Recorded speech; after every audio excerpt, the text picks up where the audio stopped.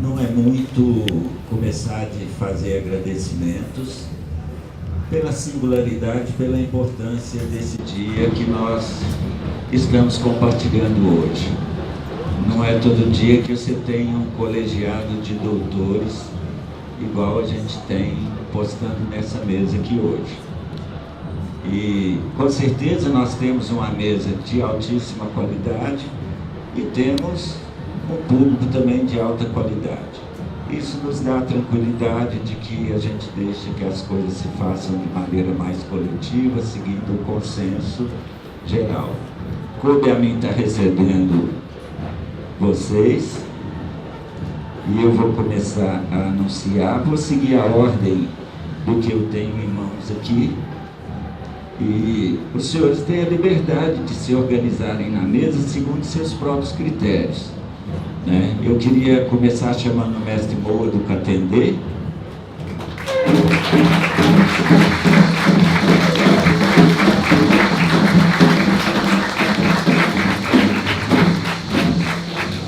O mestre Moa do Catendê é fundador do Afoxé Badauê, de Salvador, em 1978. É músico, compositor, capoeirista, artesão, dançarino e apaixonado pela cultura afro-brasileira. Eu costumo brincar que ele é o trimegisto. Na verdade, ele é mestre de 4 manifestações. Então, trimegista chega a ser pouco, né, Moa? Mas ele não gosta, não. É muito humilde, Moa. Mas isso aqui é um patrimônio vivo da nossa cultura, assim como nós vamos ter a mesa cheia deles hoje. E a Andréia Ile Aceomi Ogustunsadê. Posso falar errado?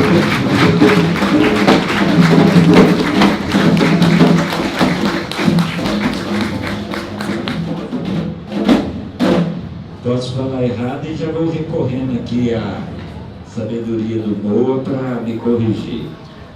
E nós podemos ir nos distribuindo assim.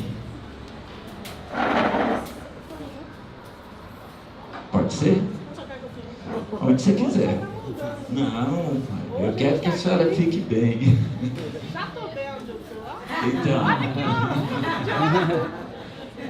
Então, nós vamos nos organizando, até porque depois deve ter questões ligadas ao próprio universo de vocês, que vocês queiram coordenar melhor a arrumação da mesa. Pai Ricardo, Casa de Caridade, Pai Jacó do Oriente.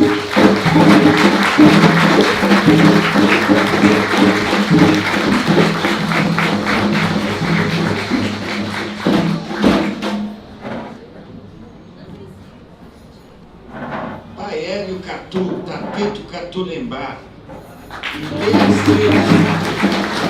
Representante do Afoxé e Iorudá.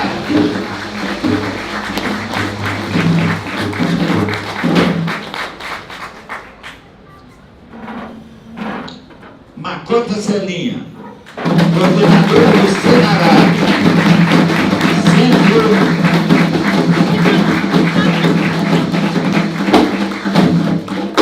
Coordenadora do Centro Nacional de Africanidades e Resistência Afro-Brasileira. Cássia Cristina da Silva, Macota Quitolaie.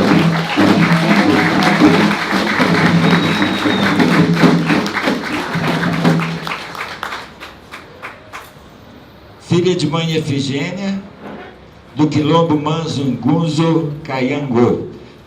Se eu estiver falando errado, por favor, me corrijam. Atua como assistente de políticas sociais na Diretoria de Políticas de Promoção e Igualdade Racial da Prefeitura de Belo Horizonte.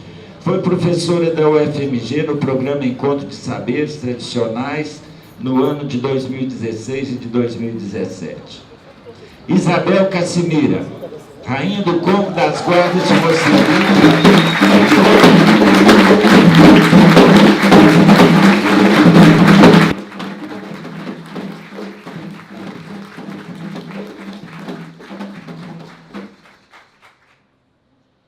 E Congo, 3 de maio de Nossa Senhora do Rosário, e Rainha do Congo de Minas Gerais. Danilo Santos, do candomblé açude de Dona Mercedes. É um candomblé legítimo.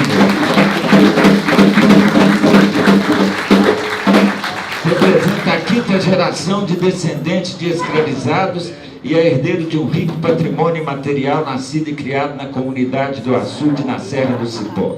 Neto de Dona Mercedes, hoje é matriarca e referência da comunidade.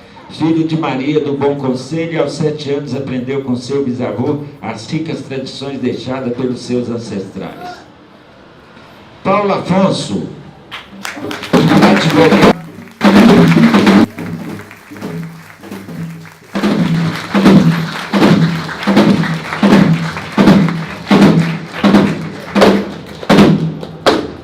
Advogado militante, membro da Comissão de Direitos Humanos da OAB Minas Gerais, membro da Comissão da Verdade de Minas Gerais, diretor jurídico do Senarab, Centro Nacional de Africanidade e Resistência Afro-Brasileira, conselheiro do Afoxé Bandarerê e Ogã do Ilhaxé Oju Onirê, da Agbar Manhana, do Ogum de São Paulo.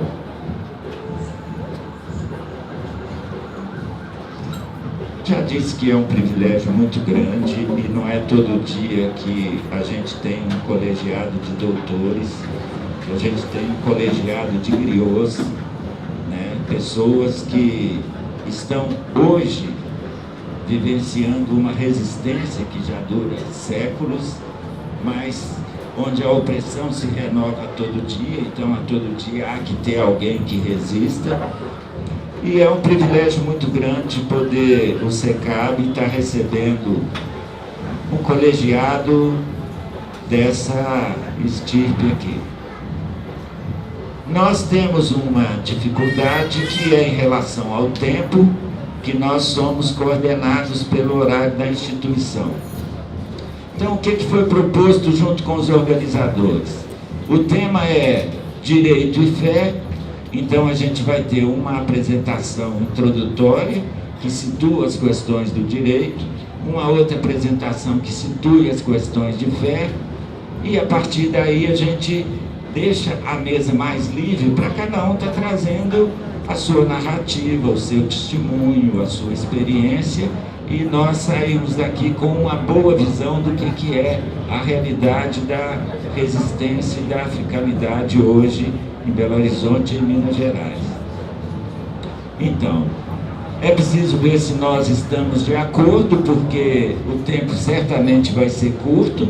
Eu imaginei de cada tema o direito em torno de 5 minutos, a questão da fé em torno de 5 minutos, depois cada um da mesa a gente dá 2 ou 3 minutos, e aí em seguida a gente já tem um fórum já pronto para fazer pergunta, resposta, esclarecimento. E fica bom para todos assim? Um encaminhamento desse? Então, 5 a 7 minutos para os dois que vão introduzir os temas, depois a gente abre para todo mundo que está aqui e está aqui por um motivo relevante, ter a sua fala também, e se tivermos tempo ao final, a gente já pode abrir o fórum, democratizar mais e tal. Mas certamente nós vamos ter o tempo como um adversário presente do início ao fim.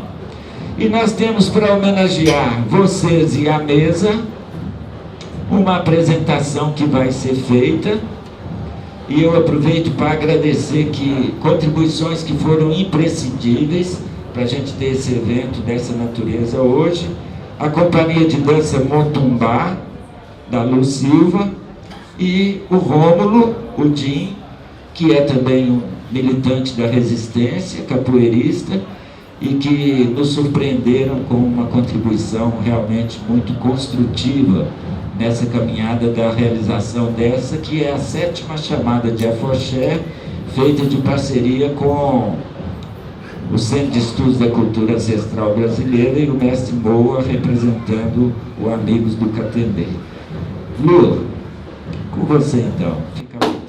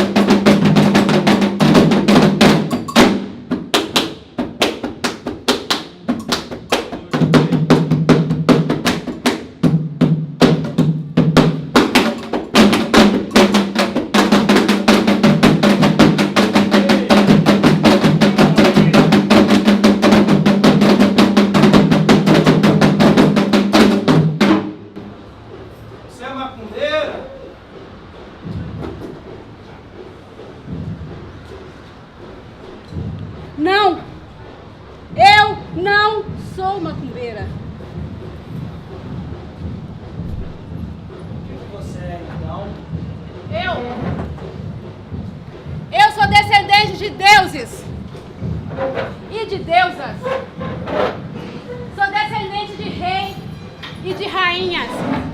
Sou descendente de gloriosos guerreiros. Eu sou descendente do rio, do fogo, do vento, da água e do trovão. Eu sou descendente da doença, mas também sou descendente da cura. Eu sou descendente da terra, sou descendente do céu, sou descendente do joelho que se dobra, da boca que reza, do braço que abraça. Eu sou descendente da alegria. Muito prazer. Eu sou a Lu Silva e sou de axé.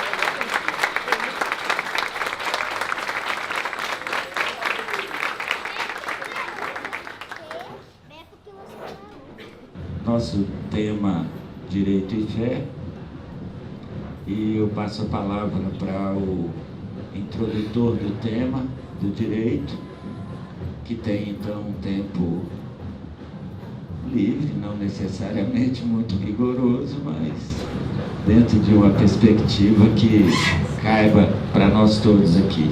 Eu acho que é esse microfone aqui que vai para lá.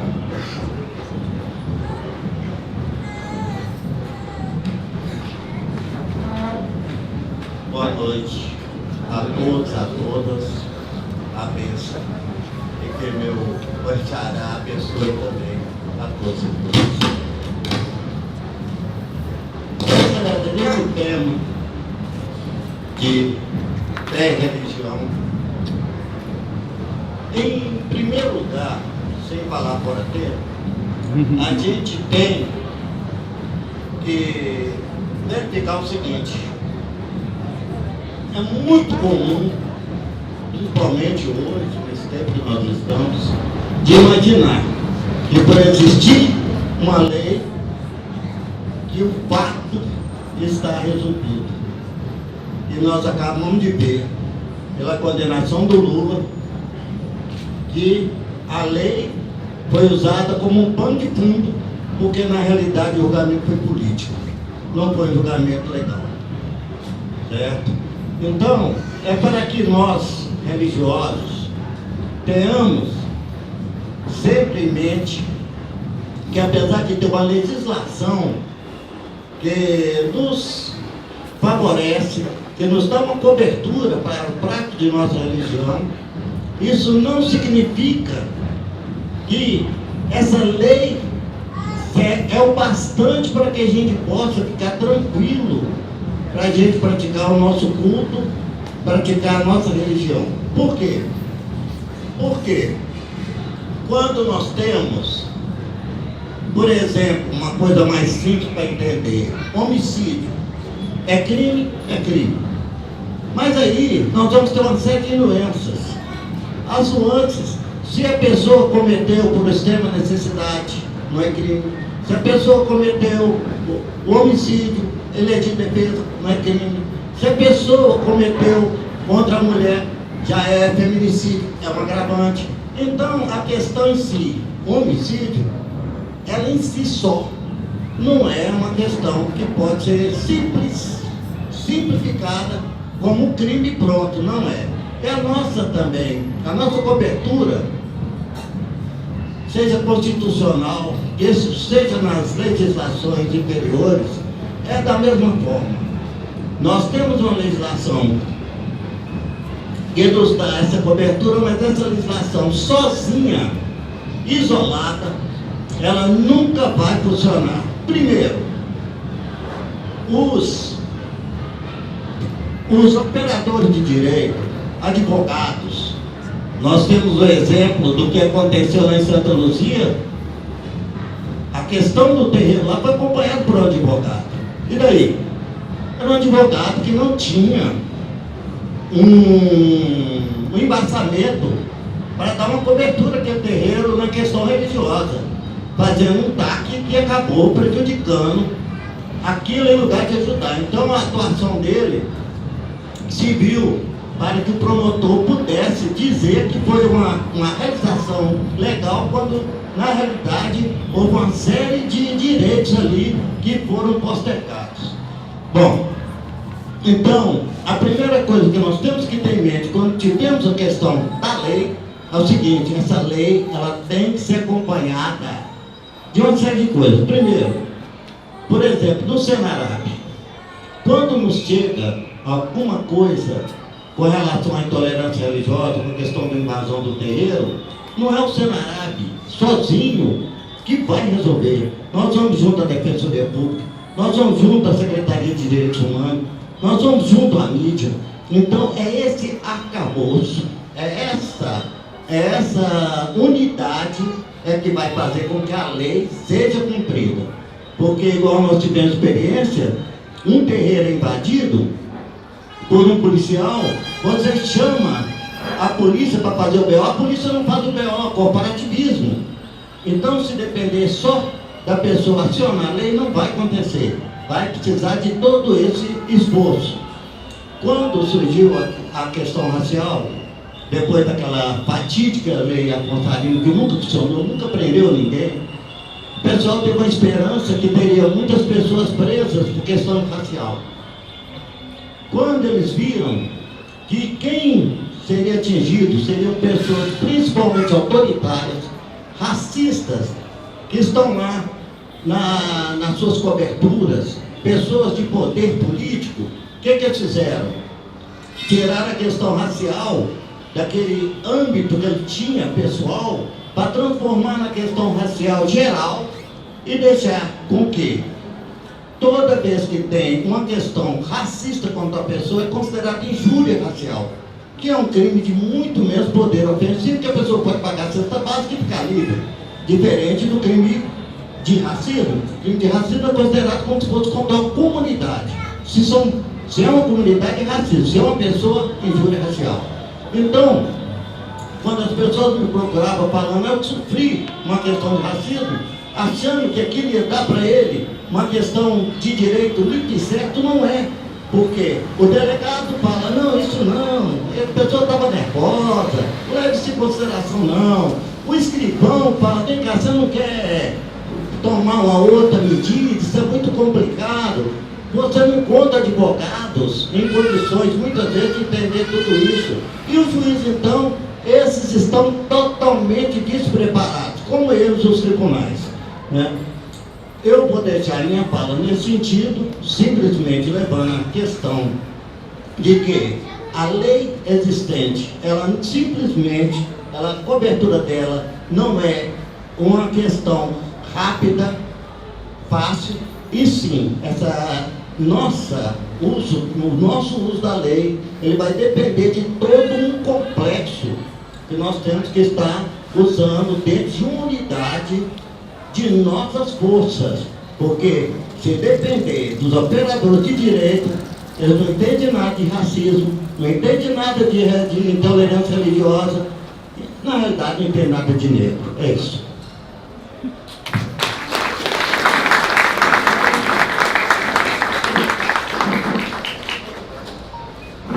Não é fácil botar um tema desse tamanho dentro do tempo que o senhor ganhou, mas é o caminho de abrir o debate, né?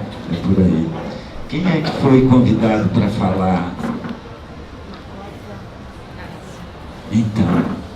Então o eixo do outro tema, que é então a questão da fé. E nós estamos registrando a presença de Aura Carolina, que é vereadora e que está aqui sendo prestigiada e prestigiando nosso evento. Obrigado.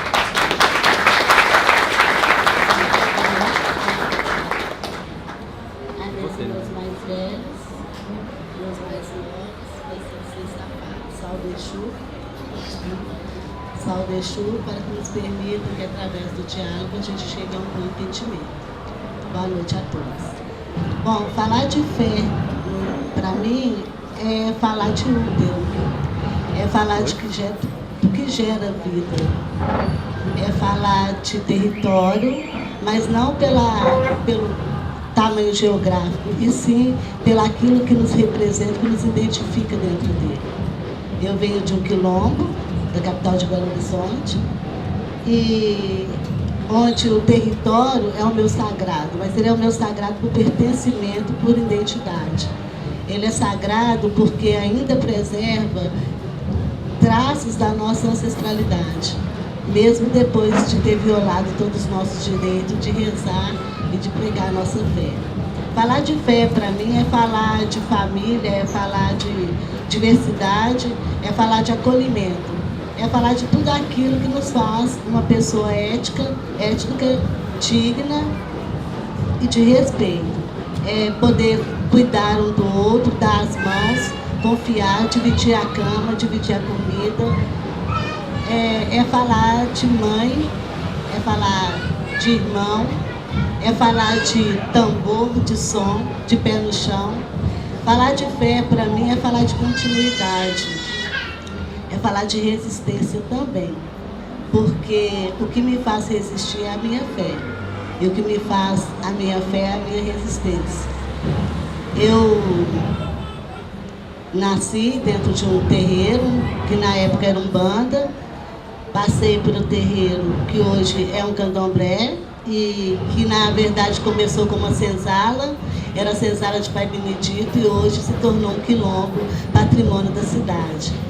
Então, toda a história de resistência e fé dentro dessa comunidade foi muito bem assegurada, porque aquilo que nos fez formar quem nós somos hoje, a família que somos hoje dentro daquela comunidade, ela se baseia na fé. A minha mãe, ela nos criou sozinha e com a fé que nos alimentou. Então, eu sou uma mulher de tradição, mas tradição buscada através da fé, da prática da minha fé.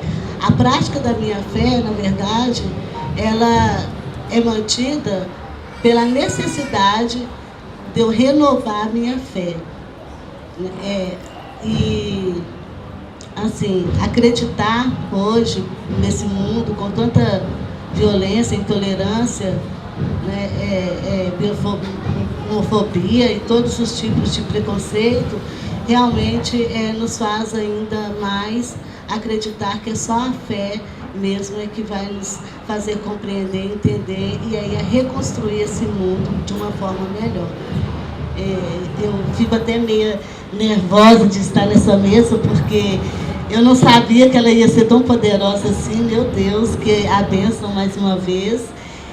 Eu saúdo muito o Senarabe, porque foi o que reconheceu da necessidade dos direitos de praticarmos a nossa fé, para que a gente pudesse dar continuidade e hoje estar aqui.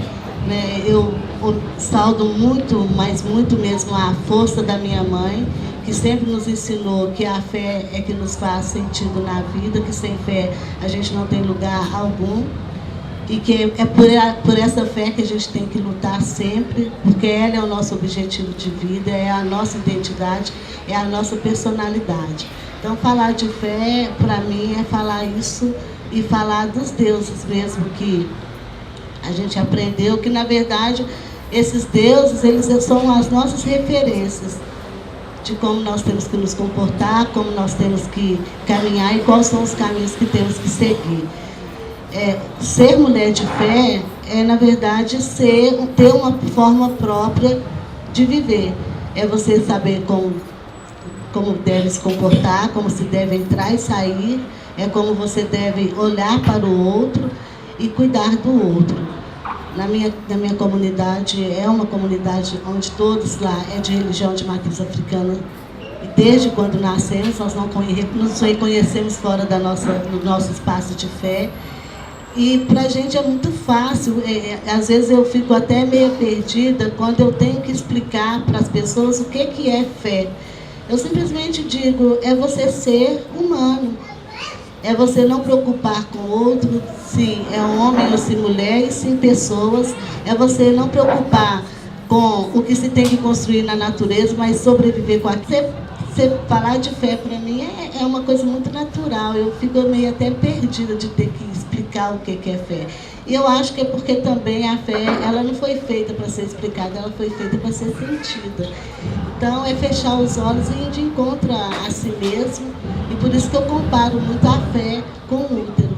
É como se eu fechasse meus olhos e isse de encontro com aquilo que me deu vida, que me deu força, que me fez estar aqui.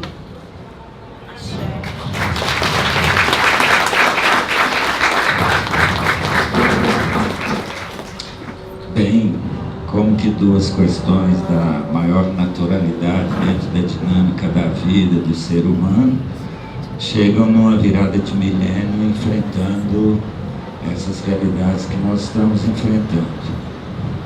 A intolerância e o uso da lei segundo a conveniência do mais forte.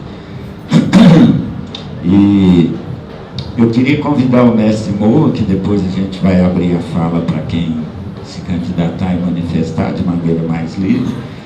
Mas antes eu queria passar a fala para o mestre Moa, para ver se quer fazer alguma consideração, e registrar a rainha Nossa Senhora das Mercês da Irmandade Nossa Senhora do Rosário Jatobá, a professora Leda da UFMG, e também a professora Sônia, sendo prestigiadas e nos prestigiando com o evento. Mas se for alguma consideração que queira fazer, à vontade. Boa noite, gente. Boa noite a todos, a mesa bonita, rica, muita cheia aqui nessa, uma corrente muito forte. Eu queria mais ouvir mais daqui, né? Eu vim também com esse interesse de escutar, porque eu estou nessa luta desde criança. A gente, não só eu, todo mundo, né, na verdade, né? Tá desde criança, porque foi escolhido para estar representando e estar firmando essa luta, essa resistência nossa, né? Então, somos escolhidos. E eu quero só lembrar aqui um fato que aconteceu, e eu chamei a atenção em Salvador, e depois me chamaram de prepotente, menino mal criado, né? Porque era muito novo, eu tinha feito a força chamada em 78, e nesse ano surgiram as primeiras manifestações de igreja. Então eu tinha o poder da fala naquela época, e eu já chamava a atenção do nosso povo que estava surgindo uma coisa nova que a gente prestasse atenção. Falei tanto, continuei falando, 10 anos depois, e mais, ainda continuo falando, né, sobre essa invasão, né? Na verdade é uma invasão muito grande que a gente tem recebido durante esses anos, invasão de todo tipo, né? E eu fico muito perplexo, assim, porque do jeito que nós sabemos como viemos para cá, né? Para povoar, para cultuar, para dar demonstração de fé, demonstração de solidariedade, né?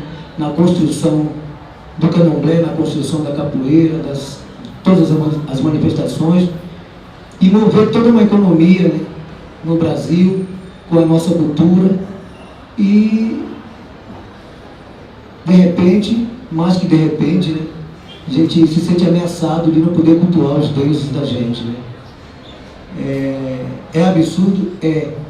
Agora, tomaram conta? Tomaram. É difícil a luta? É. Mas não é impossível. Porque se a gente está dentro do terreiro, a gente tem que manter a nossa guarda de plantão, sempre. A gente precisa se fortalecer mais e mais e mais. Principalmente o povo novo que está chegando, que vai assumir essa responsabilidade, que na verdade a gente, enquanto com a idade um pouquinho, que não é tão avançada assim, tem aquele espírito de facilitar o mais jovem, né? Para quando ele chegar a encontrar um caminho limpo, um caminho para que ele progrida, para que ele evolua. Mas aí a gente dá de cara que tem que continuar lutando.